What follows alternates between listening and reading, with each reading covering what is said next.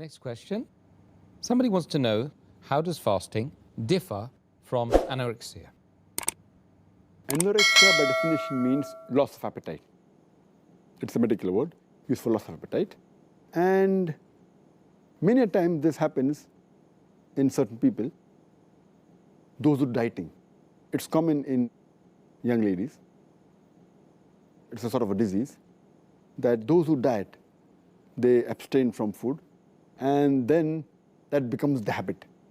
And they don't want to have anything. And sometimes they may go into anorexia nervosa.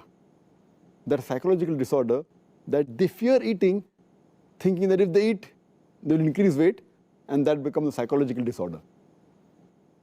So anorexia is nothing but loss of appetite, and dieting is not preferred, because most of the people that diet, the moment they come off the diet, they either go into anorexia nervosa, that's a psychological disorder which I mentioned, which they fear eating anything, increase of weight, and then they lose weight, the health goes down, or they go into a binge of overeating, bulimic, they eat excessive food.